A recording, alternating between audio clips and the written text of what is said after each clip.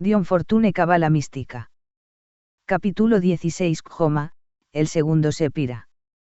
Título, Joma, Sabiduría, hebreo Chet, Cap, Mem, E. Imagen mágica, una figura masculina con barba. Situación en el árbol, a la cabeza de la columna de la misericordia, en el triángulo supremo. Texto Yetziratico, el segundo sendero se llama el de la inteligencia iluminadora, es la corona de la creación, el esplendor de la unidad que la iguala. Está exaltado sobre toda cabeza, y los cabalistas lo llaman segunda gloria. Títulos dados a Joma, poder de Yetzira, Abe, Abba, Padre Supremo, Tetragrammaton, Yod del Tetragrammaton. Nombre divino, Jehová, Jehová. Arcángel, Raziel. Orden angélico, Aupanim, ruedas. Chakra mundano, Mazlot, el zodiaco.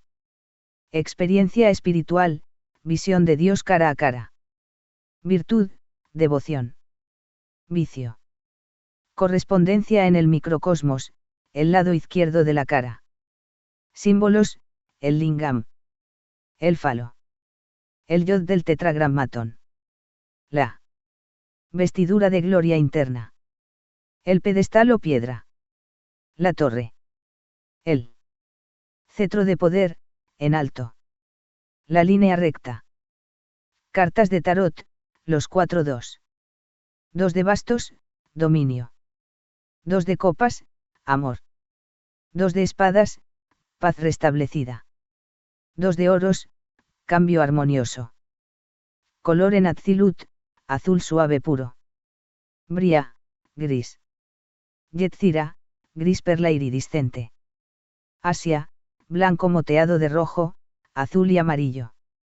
Cada fase de la evolución comienza por un estado de fuerza inestable, y procede por medio de la organización al equilibrio. Una vez realizado el equilibrio, ya no puede lograrse ningún desenvolvimiento ulterior, hasta que se pierda nuevamente la estabilidad y se pase por otra fase de fuerzas en conflicto. ¿Cómo? Ya hemos visto, Keter es el punto que se formula en el vacío. De acuerdo con la definición de Euclides, el punto tiene posición, pero carece de dimensión. Sin embargo, si concebimos un punto moviéndose o extendiéndose en el espacio, tenemos la línea. La naturaleza de la organización y evolución de los tres supremos dista tanto de nuestra experiencia, que solo nos es posible concebirla simbólicamente, pero sí concebimos que el punto primordial, que es Keter, se extiende en la línea que constituye Joma. Obtendremos una representación alegórica tan perfecta, como podemos esperar en nuestro actual estado de desenvolvimiento. El flujo de energía representado por la línea recta o el cetro de poder, en alto, es esencialmente dinámico en realidad, es el dinamismo primario, ya que no podemos concebir la cristalización de Keter en el espacio.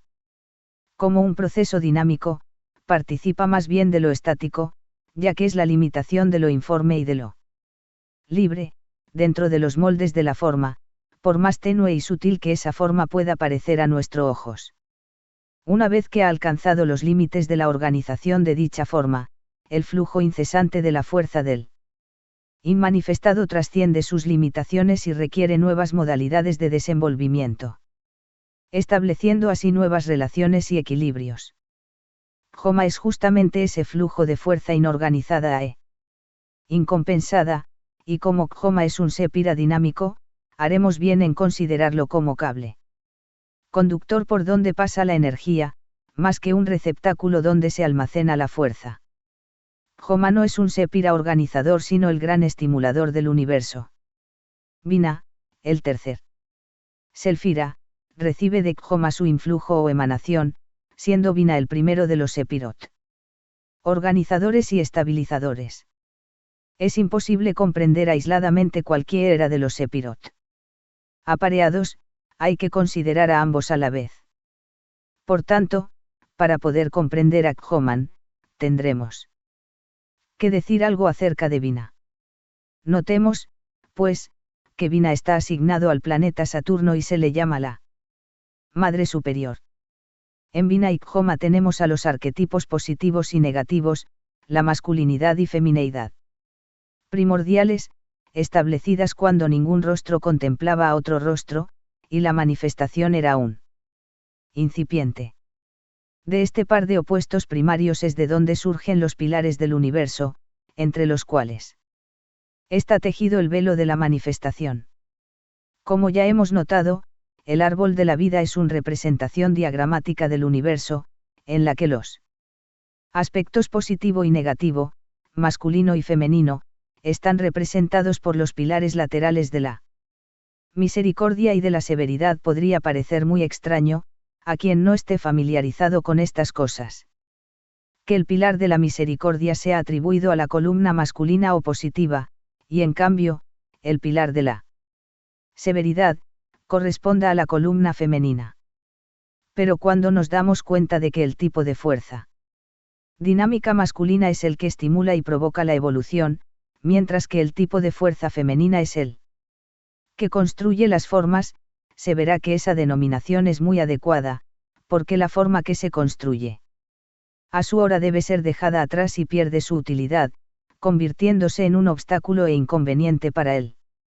Progreso de la vida evolucionante, provocando la disolución y desintegración que ultérrimamente lleva a la muerte.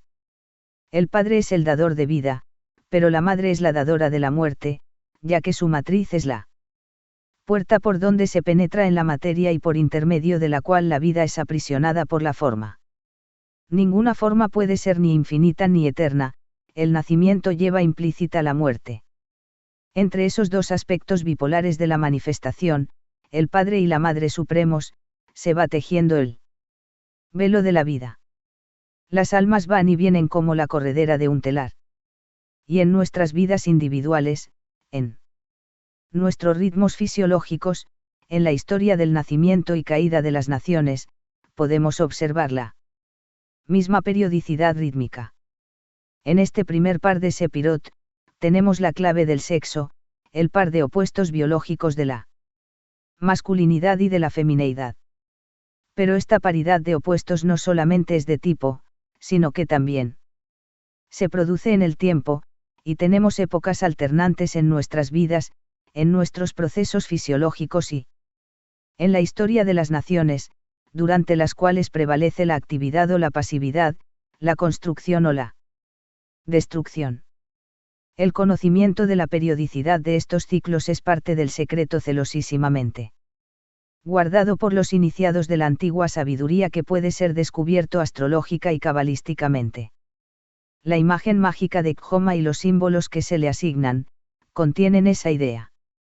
La imagen mágica es la de un hombre con barba para indicar su madurez, el padre que ha dado pruebas de su virilidad, y no el hombre aún virgen e inocente. El lenguaje simbólico habla claramente, el lingam de los hindúes y el falo de los griegos son los órganos masculinos generadores en sus respectivos idiomas.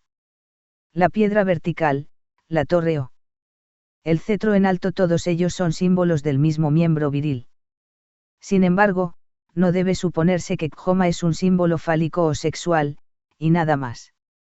Genuinamente, es un símbolo primario o positivo, porque la virilidad es una forma de la fuerza dinámica, así como la femineidad es una forma de energía estática, latente, potencial, hasta que se imparte el estímulo necesario. El todo es mayor que cada una de sus partes, Kjoma y Vina son todos de los cuales el sexo es solo un parte.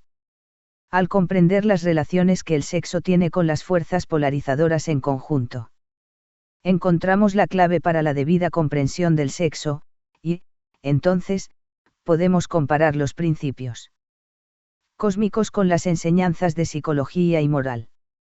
También llegamos entonces a comprender cómo es que la mente subconsciente del ser humano puede representar al sexo bajo la forma de innumerables símbolos distintos, como lo demuestra Freud, y por qué es posible la sublimación del instinto sexual como lo pretenden los moralistas.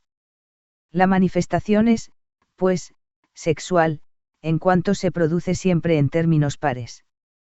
De opuestos, siendo el sexo cósmico y espiritual a la vez, porque tiene sus raíces en los tres supremos. Tenemos que aprender a no disociar la flor aérea de su raíz terrestre, porque la flor separada de su raíz se marchita y muere, y sus simientes quedan estériles, mientras que la raíz, segura en la madre tierra, puede producir flores y más flores, y llevar sus frutos hasta la completa madurez. La naturaleza es mucho más grande y verdadera que la ética convencional que generalmente, no es más que tabú y tótem. Felices los pueblos cuya moralidad sea la expresión de las leyes de la naturaleza, porque vivirán vidas armoniosas. Aumentarán, se multiplicarán y poseerán la tierra, y desgraciados los pueblos cuya moralidad no sea más que un sistema salvaje de tabús destinados a propiciarse a una divinidad imaginaria como Moloch, porque pronto caerán en el vicio, el pecado y la esterilidad. E igualmente desgraciados son los pueblos y las personas cuya moralidad ultraja la santidad de los procesos naturales y, al arrancar la flor, no prestan consideración alguna al fruto, porque pronto verán sus cuerpos enfermos y todo su estado se contaminará. En Khoma, pues, debemos ver tanto el verbo creador que dijo hágase la luz, como el lingam de Shiva.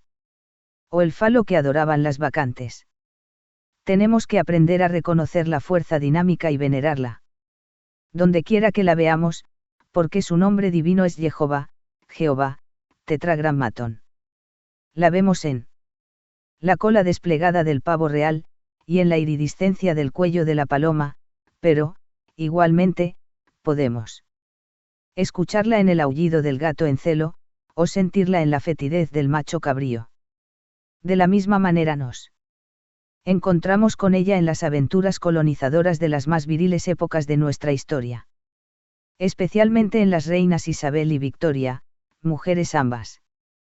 También la vemos en el hombre entregado ardorosamente a sus tareas, o a su profesión, para poder ganar lo necesario para la manutención de su hogar. Todos estos aspectos son igualmente modalidades de Khoma, cuyas denominaciones adicionales son Abba, Padre. En todas estas manifestaciones debemos ver el Padre, al dador de la vida a los que no han nacido aún, así como también al macho en celo que va en busca de su hembra, es la única manera de obtener una verdadera perspectiva y comprensión de las cuestiones sexuales. La actitud de los victorianos. En su reacción contra las burdas enseñanzas de la Restauración, llegó prácticamente a nivel de las tribus más primitivas, las cuales, según nos cuentan los viajeros y exploradores, no relacionan en nada la unión sexual con el nacimiento de su progenie. Se dice que el color de Khoma es gris, y, en sus aspectos más elevados, gris perla iridiscente.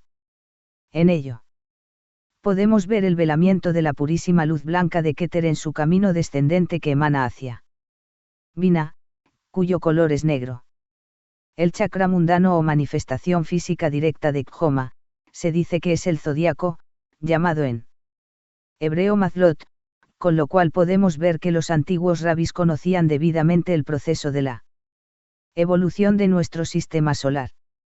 El texto yetzirático asignado a Khoma es sumamente obscuro, como de costumbre, pero es posible entresacar de él algunas vislumbres muy ilustrativos. El segundo sendero, como se denomina a Khoma, se llama de la inteligencia iluminadora. Ya nos hemos referido al verbo creador que dijo, hágase la luz. Entre los símbolos asignados a Khoma en 777, Matters Crowley, figura la túnica gloriosa interior, que es un término gnóstico. Conjuntamente, estas dos ideas nos conducen al concepto de la vida animadora. El espíritu que ilumina. Es la energía masculina la que en todos los planos implanta la chispa fecundante en el óvulo pasivo y transforma su latencia en crecimiento activo y en evolución. Es la fuerza dinámica de la vida, que es espíritu, la que anima la arcilla de la forma física, que es la túnica interior de gloria que llevan todos los seres en quienes alienta la vida. La fuerza encarnada en la forma y la forma animada por la fuerza. Es lo que significa la inteligencia iluminadora y la túnica interna de gloria. El texto yetzirático también llama a Khoma la corona de la creación, significando que Keter es algo más bien externo al universo manifestado, que implicado y absorbido en él. En realidad, es la fuerza viril de Khoma la que da el impulso de la manifestación, y, de consiguiente, es anterior a la manifestación misma. La voz del Logos clamó hágase la luz mucho antes de que las aguas fueran separadas y apareciera el firmamento. Esta idea se destaca aún más con la frase del texto yetzirático que, al hablar de Khoma, lo denomina esplendor de la unidad, clara indicación de su afinidad con Keter, parangonándolo con la unidad más que con los planos de la forma dual. La palabra esplendor, como se emplea aquí, indica claramente una emanación o irradiación, y nos induce a pensar que Khoma es la influencia emanante del ser puro más que una cosa en sí, y esto nos conduce nuevamente a una mejor comprensión y entendimiento del sexo. Sin embargo, conviene aclarar debidamente que la esfera de Khoma no tiene nada que ver con los cultos de la fertilidad como tales, salvo la masculinidad, la fuerza dinámica en sí misma, dadora primaria de la vida e impulso de toda manifestación. Aunque las manifestaciones superior e inferior de la fuerza dinámica sean las mismas en esencia, se encuentran en niveles distintos.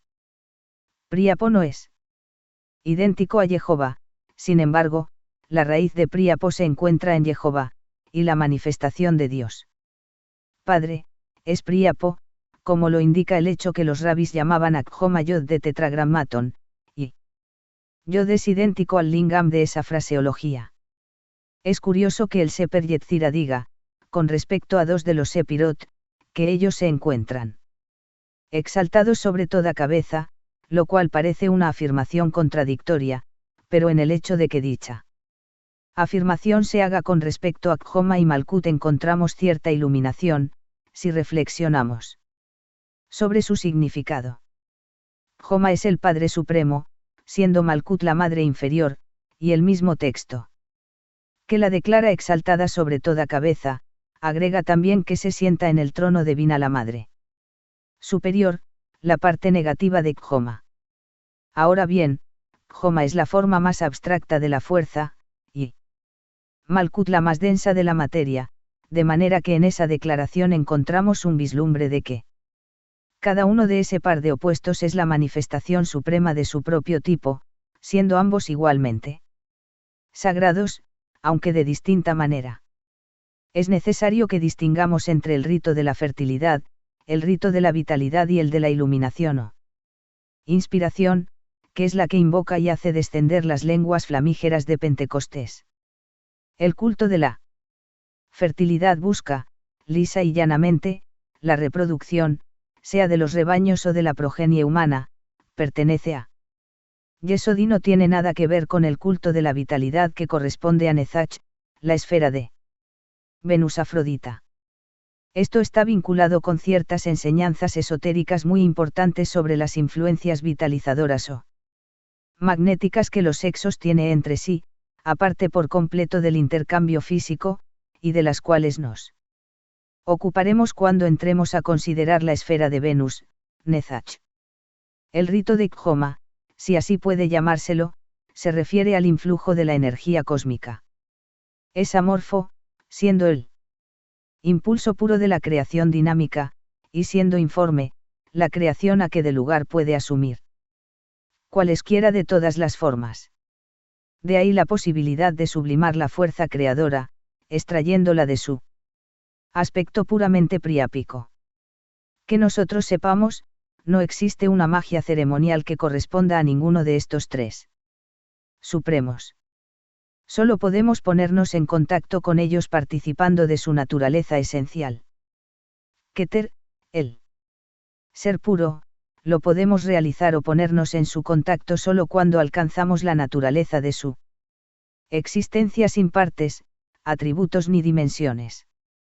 A esta experiencia se la llama, por propiedad, trance de la aniquilación, y los que pasan por ella se marchan con Dios y no vuelven más, porque Él se los ha llevado. Por tanto, la experiencia asignada a Keter es la de la unión divina, y los que la experimentan entran en la luz y no vuelven más.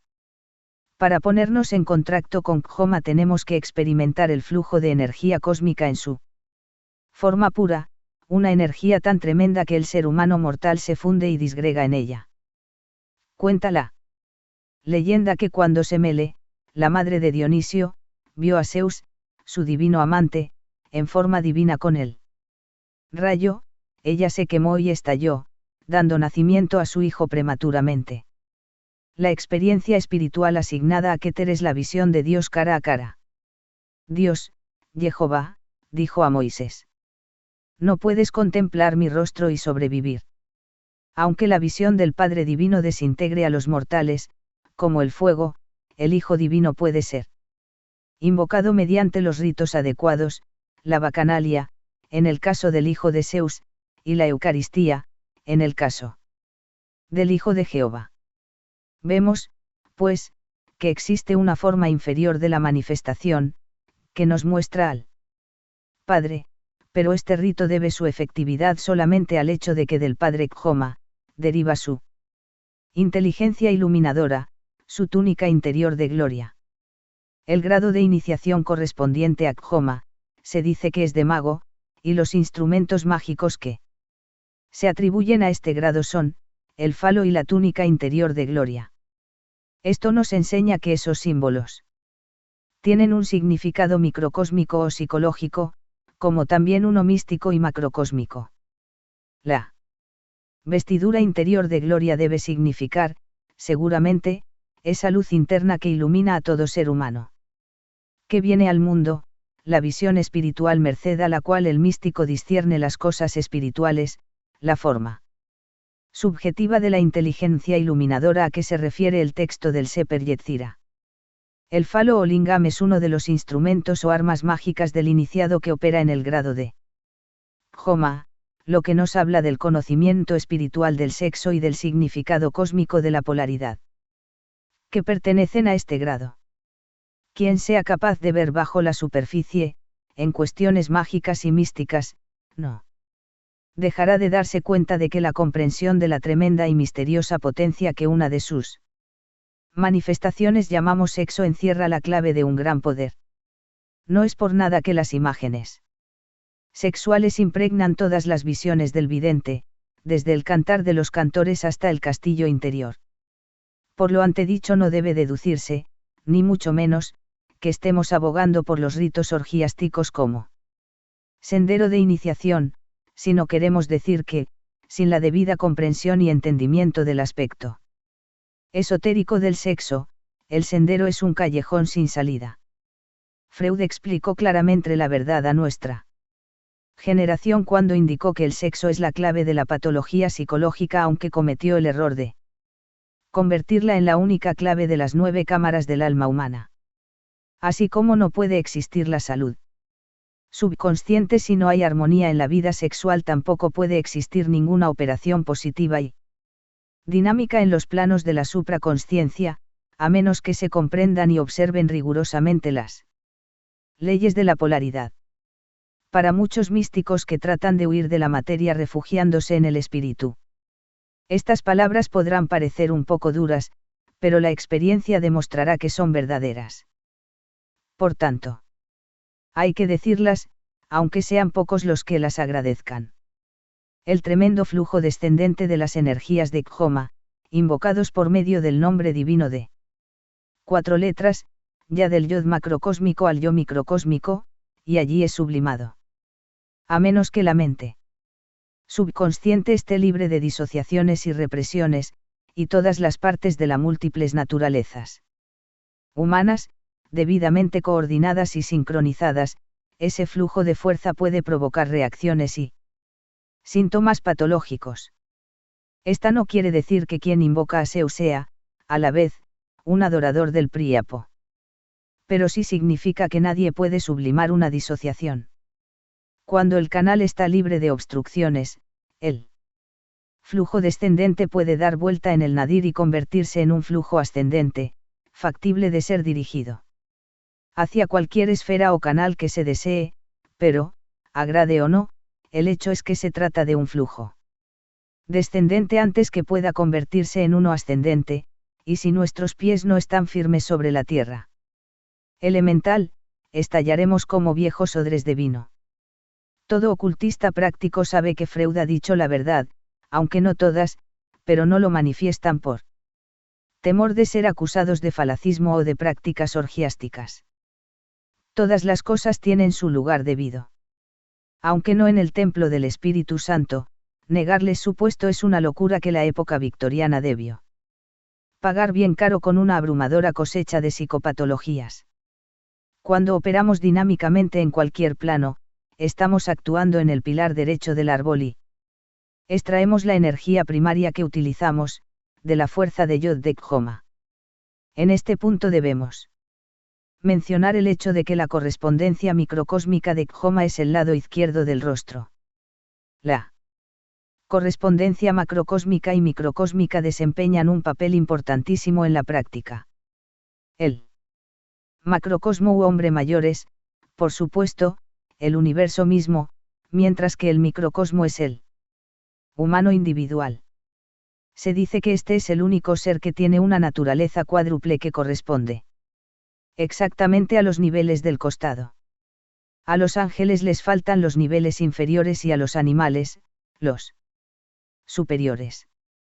Las referencias que se hacen al microcosmos no deben ser tomadas crudamente como si representaran las distintas partes del cuerpo físico, porque tienen relación con el aura y las funciones de las corrientes magnéticas de la misma. Siempre debe tenerse presente, como dice el Swami Vivekananda, que lo que en el hombre está a la derecha se encuentra a la izquierda en la mujer. Además, hay que recordar que lo que es positivo en el mundo físico es negativo en el plano astral, nuevamente positivo en el mental y negativo en el espiritual, como lo indican los entrelazamientos de las dos serpientes, blanca y negra, que forman el caduceo de Mercurio. Si se coloca este caduceo sobre el árbol, cuando éste ha sido preparado para representar los cuatro mundos de los cabalistas, se forma un jeroglífico que revela la operación de la ley de polaridad en relación con los distintos planos. Este es un jeroglífico importantísimo que rinde buenos frutos en la meditación. De todo esto podemos deducir que cuando un alma se encuentra encarnada en un cuerpo femenino, funcionará negativamente en Asia y Bria, y positivamente en Yetzira y Atzilut. En otras palabras, la mujer, física y mentalmente, es negativa, pero psíquica y espiritualmente es positiva, sucediéndolo contrario en el hombre. En los iniciados hay una compensación considerable, porque cada uno aprende la técnica necesaria con respecto a los métodos psíquicos, positivos y negativos. La chispa divina que constituye el núcleo de toda alma viviente es, por supuesto, bisexual, y contiene aquella. En las almas más evolucionadas el aspecto compensador está desarrollado por lo menos hasta cierto punto. La mujer puramente femenina o el hombre puramente masculino están hipersexualizados, juzgándolos por las normas civilizadas, y solo pueden encontrar un lugar apropiado en las sociedades primitivas, en las que la fertilidad es la exigencia primaria que la colectividad tiene respecto a sus mujeres, y la caza y la guerra la constante ocupación de los hombres. Esto tampoco quiere decir que las funciones físicas del sexo estén pervertidas en el iniciado o que en algunas formas se altere la configuración de su cuerpo. La ciencia esotérica enseña que la forma física y el tipo racial que el alma asume en cada encarnación están determinados por el destino o karma y que la vida tiene que ser vivida de acuerdo con él. Es muy arriesgado para nosotros tratar de introducir cambios en nuestro cuerpo físico o tipo racial, y tenemos que aceptarlo como base de nuestras operaciones, utilizando los sistemas adecuados en cada caso. Hay ciertas operaciones y determinadas actividades en una logia para las cuales es más indicado un cuerpo masculino que uno femenino, y cuando hay que realizar trabajos prácticos se eligen los operadores de acuerdo con su tipo.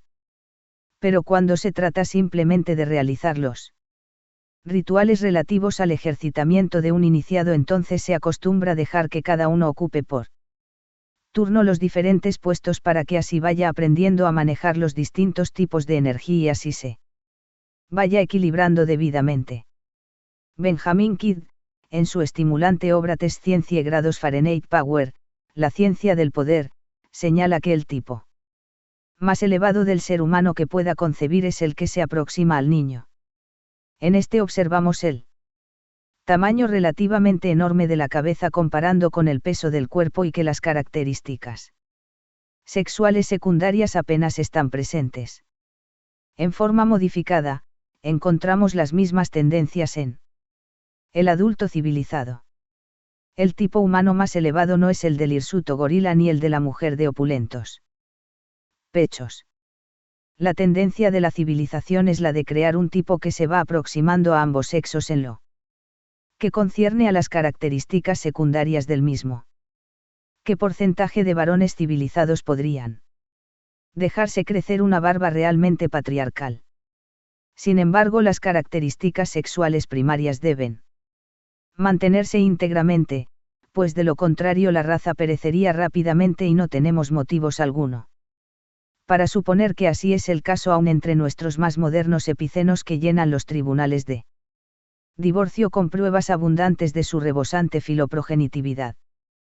Podemos comprender perfectamente todas estas cosas cuando se las coloca bajo la luz que arroja el árbol. Los dos pilares, el positivo de Kjoma y el negativo de Levina, corresponden respectivamente a Ida y Pingala del sistema Yogi. Estas corrientes magnéticas que circulan por el aura, paralelas a la espina dorsal, se llaman las corrientes solar y lunar. En las encarnaciones masculinas trabajamos principalmente con la corriente solar, el fertilizador, y en las femeninas utilizamos predominantemente las fuerzas lunares. Sí. Deseamos trabajar con la fuerza opuesta a la que tenemos, debemos hacerlo utilizando nuestro modo natural como base de la operación, reflejándola. El hombre que quiere utilizar las fuerzas lunares tiene que emplear algún artificio que le permita hacer que sus fuerzas solares naturales reflejen, y la mujer que desea utilizar las fuerzas solares emplea un procedimiento mediante el cual puede enfocarlas en sí mismas y reflejarlas. En el plano físico los sexos se unen, así el hombre que engendra un hijo en la mujer, aprovechando las fuerzas lunares de esta. La mujer, por su parte, al desear crear y no pudiendo hacerlo por sí propia, seduce al hombre mediante el poder del deseo, hasta que lo conquista, y queda impregnada con sus fuerzas solares. En las operaciones mágicas, el hombre o la mujer que desea utilizar fuerzas de carácter opuesto al que tiene su vehículo físico, lleva su conciencia al plano en el cual éstas tengan la conciencia con la polaridad deseada y ejecuta su obra desde allí. El sacerdote de Osiris algunas veces usa los espíritus elementales para suplementar su propia polaridad y las sacerdotisas de Isis invocan con el mismo fin las influencias angélicas. Como toda manifestación se produce de acuerdo con los pares de opuestos, el principio de polaridad está siempre implícito no solo en el macrocosmos, sino en el microcosmos. Comprendiéndolo y sabiendo cómo aprovechar las potencialidades que ofrece, podemos elevar nuestros poderes muy por encima de lo normal. También podemos utilizar el medio circundante como yunque y descubrir las potentes fuerzas de Kjoma. En los libros, en las tradiciones raciales, en nuestra religión, en nuestros amigos y asociados. Porque de todos ellos podemos recibir los estímulos que fecundan y nos convierten en creadores, mental, emocional y dinámicamente. Podemos hacer que en nuestro ambiente circundante actúe como Kjoma sobre nuestro Vina, o inversamente, operar como Kjoma sobre su Vina. En los planos sutiles la polaridad no es fija, sino solo relativa. Lo que es más fuerte que nosotros es positivo con respecto a nosotros mismos y nos torna automáticamente negativos a su respecto. Si somos nosotros los más fuertes, en cualquier sentido, nos hace positivo a ese respecto, pudiendo asumir entonces el papel correspondiente. En todos los trabajos prácticos. Esta polaridad fluídica, sutil, siempre fluctuante, es uno de los factores más importantes, siempre que la comprendamos perfectamente y seamos capaces de aprovecharla. Entonces podremos hacer cosas muy notables y poner sobre una base muy distinta nuestras vidas y relaciones con nuestro medio ambiente circundante. Tenemos que aprender cuándo podemos funcionar como Kjoma y engendrar hijos en el mundo, y cuándo podemos actuar mejor como Vina y hacer que nuestro medio ambiente nos fertilice y nos haga productivos. No debemos olvidar jamás que fecundarse a sí propio implica la esterilización en pocas generaciones y que es necesario seamos fecundados una y otra vez por el medio en que estamos operando. Tiene que haber un intercambio de polaridad entre nosotros y lo que nos hayamos propuesto hacer.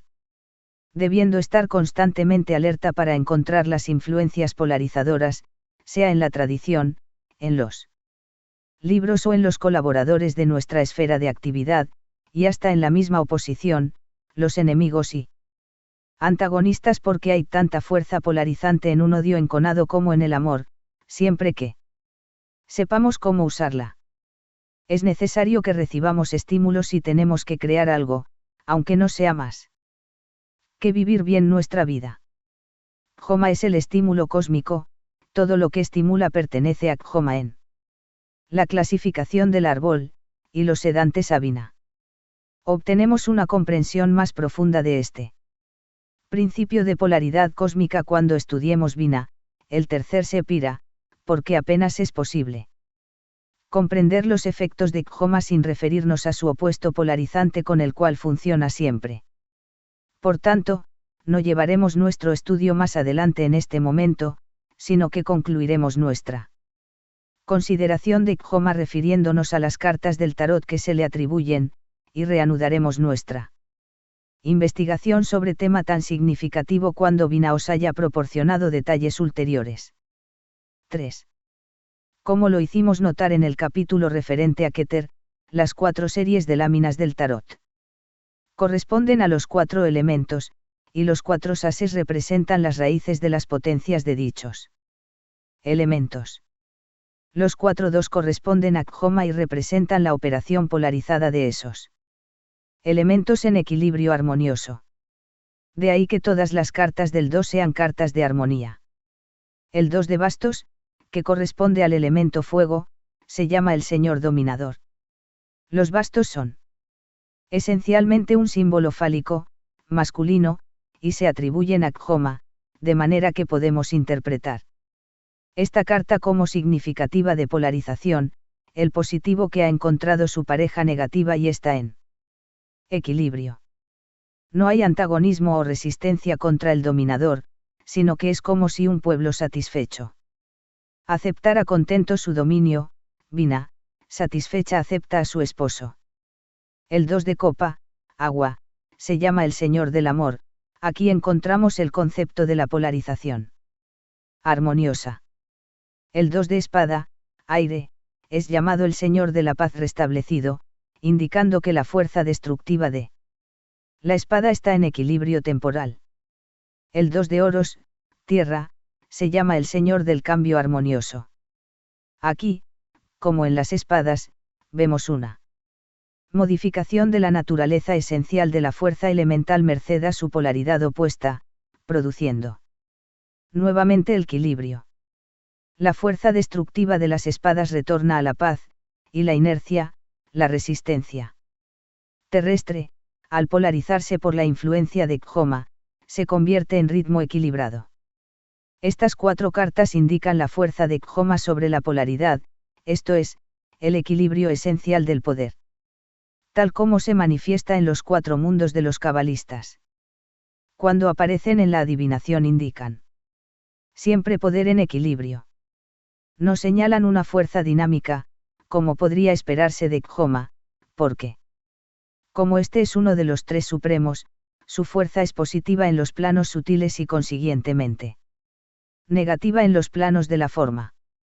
El aspecto negativo de una fuerza dinámica se representa por el equilibrio, en la polaridad.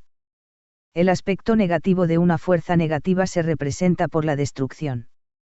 Como podemos verlo, por ejemplo, en Kali, la terrible esposa de Shiva con su cinturón de cráneos danzante sobre el cuerpo de su esposo. Este concepto nos suministra la clave de otro de los múltiples problemas del árbol, el concerniente a la polaridad relativa de los Sepirot. Como ya hemos explicado, cada Sepira es negativo en su relación con los que le son superiores y de los cuales recibe el influjo de sus emanaciones, y positivo con relación a los que le son inferiores, sobre los que actúa así como su emanador. Sin embargo, algunos de los pares de Sepirot son más precisamente positivos o más precisamente negativos en su naturaleza. Por ejemplo, Joma es positivo-positivo, y Bina un positivo-negativo. Gesed un negativo-positivo y Gebura un negativo-negativo. Nezach, Venus, Yod, Mercurio, son considerados hermafroditas. Yesod, Luna, es un positivo-negativo y Malkut, Tierra, un negativo-negativo. Ni Keter ni Tiparet son predominantemente masculinos o femeninos. En Keter los pares de opuestos están latentes y no se han declarado o manifestado, y en Tiparet se encuentran en perfecto equilibrio. Hay dos formas en que puede efectuarse la transmutación en el árbol, las cuales están indicadas por 2D. Los jeroglíficos que se encuentran superpuestos a los Sepirot, uno de ellos es el de los 3 pilares, y el otro el del rayo relampagueante. Ya hemos descrito los pilares, y el rayo relampagueante simplemente indica el orden de las emanaciones de los Sepirot, zigzagueando de Joma a Bina, de este Akgesed, hacia adelante y atrás a través del árbol. Si la transmutación se efectúa de acuerdo con el rayo relampagueante, la fuerza cambia de tipo, y si se hace según los pilares, permanece del mismo tipo, en un arco superior o inferior según sea el caso. Esto podrá parecer muy complejo y abstracto, pero algunos ejemplos servirán para demostrar que son muy simples y prácticos cuando se les comprende bien. Tomemos el problema de la sublimación de las fuerzas sexuales que tanto preocupa a los psicoterapeutas y con respecto al cual se habla mucho y no se dice nada. En Malkut, que en el microcosmos es el cuerpo físico, la fuerza sexual se expresa en términos de óvulos y espermatozoides. En Yesod, que es el cuerpo etérico, se manifiesta como magnetismo, con respecto al cual nada sabe la ciencia o la psicología ortodoxa, pero sobre lo que tendremos mucho que decir cuando tratemos del Sepira correspondiente. Od y Nezach están en el plano astral. En Od vemos que la energía sexual se manifiesta en imágenes visuales, mientras que en Nezach su expresión es bajo la forma de ese tipo peculiar de magnetismo que vulgarmente denominamos ese algo. En Tiparet, el centro crístico, esa fuerza se expresa como inspiración espiritual, iluminación, el despertar de la conciencia superior. Si es de carácter positivo, se convierte en inspiración dionisíaca, una especie de ebriedad divina y, si es negativa, se transforma en el amor impersonal y omniabarcante del Cristo. Cuando la transmutación se opera en los pilares, quedamos impresionados por la verdad que contiene la conocida frase francesa, plus galio change plus cest la meme chose, cuando más cambia, tanto más es la misma cosa. Joma, dinamismo puro, estímulo puro, sin expresión formal, se convierte en Gesed, en el aspecto constructivo y organizador de la evolución, anabolismo, en contradicción con el catabolismo de Gebura. En Gesed la fuerza de Joma se transforma en esa peculiar forma sutilísima de magnetismo que da el poder de dirigir a los demás, y es la raíz de toda grandeza. Y similarmente, en el pilar izquierdo, la fuerza restrictiva de Bina se convierte en el destructivo Gebura y en el productor de las imágenes mágicas, Mercurio Hermestot. De tiempo en tiempo los símbolos de la ciencia oculta se han ido filtrando y convirtiendo en conocimiento público, pero los no iniciados ignoran el sistema de disponer estos símbolos sobre el árbol y no saben aplicar los principios alquímicos de la transmutación y de la destilación, en los cuales se encierran los verdaderos secretos acerca de su uso.